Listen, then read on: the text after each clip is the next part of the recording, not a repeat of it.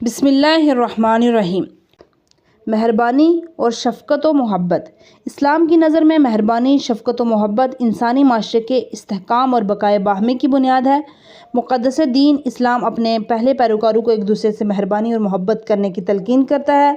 قرآن کریم میں مہربانی افراد کو اصحاب میمنہ یعنی خوش نصیب اور بابرکت لوگ قرار دیا گیا ہے۔ امام جعفر صادق علیہ السلام فرماتے ہیں کہ آپس میں تعلقات رکھو، نیکی کرو، ایک دوسرے پر رحم کرو اور باہمی شفقت و محبت کا رویہ اختیار کرو۔ مہربانی امام حسن مجتبیٰ علیہ السلام کی نمایاں خصوصیات میں سے ایک تھی۔ مختلف روایات میں آپ کی محبت، شفقت اور نرم دلی کی جھلک دیکھی جا سکتی ہے۔ آپ کی محبت کا دریا اس قدر وسیع اور جوش سے بھرا ہوا تھا کہ دوست و دشمن سب اس میں سیراب ہوتے تھے، حتیٰ کہ جو لوگ ایک مرتبہ بھی آپ سے ملتے وہ بھی آپ کے لطف و کرم سے فیض یاب ہو جاتے۔ روایت میں ہے ایک دن آپ کسی جگہ بیٹھے تھے، جب آپ اٹھنے والے ہی تھے ایک فقیر آ گیا۔ امام نے نہایت بزرگواری کا مظاہرہ کرتے ہوئے اس اجنبی کو خوش آمدید کہا اور اس سے محبت بھری گفتگو کی اور فرمایا، آپ اس وقت تشریف لائے جب ہم جانے والے تھے، کہ آپ ہمیں اجازت دیتے ہیں کہ ہم روانہ ہو جائیں؟ وہ شخص اجازت دے دیتا ہے اور امام وہاں سے روانہ ہو جاتے ہیں۔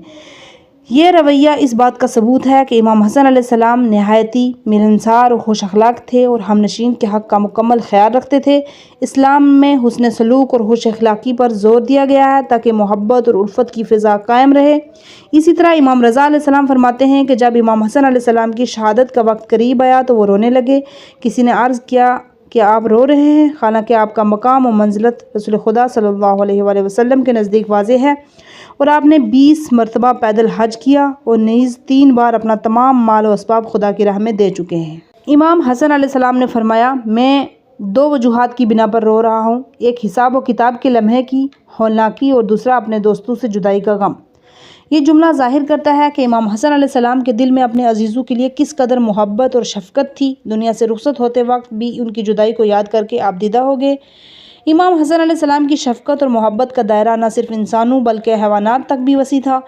روایت ہے کہ ایک روز آپ کھانے میں مشغول تھے اور ایک کتا آپ کے سامنے کھڑا تھا۔ امام علیہ السلام جو بھی نوالا کھاتے ایک نوالا کتے کے سامنے بھی ڈال دیتے۔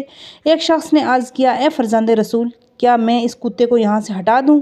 آپ نے فرمایا، اسے مت ہٹاؤ، میں اللہ سے حیا کرتا ہوں کہ ایک جاندار میری طرف دیکھ رہا ہو اور میں کھا رہا ہوں مگر اسے کھانے کے لیے کچھ نہ دوں۔ عفو اور درگزر۔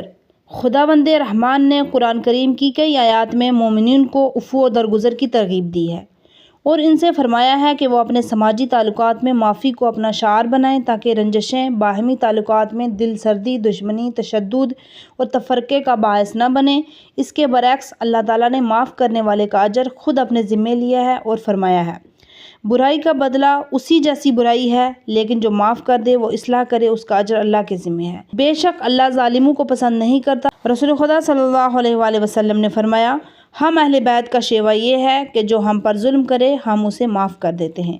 رسول خدا صلی اللہ علیہ وآلہ وسلم کے خاندان میں عفو اور درگزر ایک نمایاں اخلاقی صفت تھی اور تاریخ میں اس کی بے شمار مثالیں ملتی ہیں۔ امام حسن مجتبیٰ علیہ السلام کی سیرت میں بھی عفو اور درگزر کے حیرت انگیز نمونے ملتے ہیں۔ ایک دن ایک شخص امام حسن علیہ السلام کی خدمت میں حاضر ہوا اور کہنے لگا کہ فلاں شخص نے آپ کے خلاف یہ اور وہ کہا ہے، یعنی وہ آپ کی بدگوئی کر رہا تھا۔ امام علیہ السلام نے جواب دیا، تم نے مجھے زحمت میں ڈال دیا، اب میں فیصلہ کر چکا ہوں کہ اپنے لیے اس شخص کے لیے استغفار کروں۔ یہاں امام حسن علیہ السلام صرف معاف کرنے پر اکتفا نہیں کرتے تھے بلکہ اس شخص کے حق میں دعا بھی کرتے تھے، جو کہ ایک بلند تر اخلاقی مقام ہے۔ امام علیہ السلام کی عفو اور درگزر کی انتہا اس کے قاتل کے ساتھ برتاؤ میں دیکھی جا سکتی ہے۔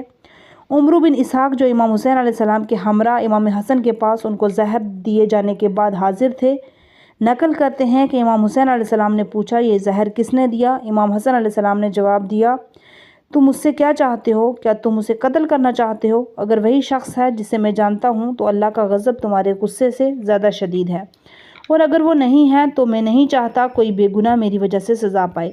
امام حسن علیہ السلام کی یہ اعلیٰ ظرفی اور عفو و درگزر اس بات کی گواہ ہے کہ وہ انتقام کی بجائے معافی اور اللہ کے فیصلے پر راضی رہنے کو ترجیح دیتے تھے۔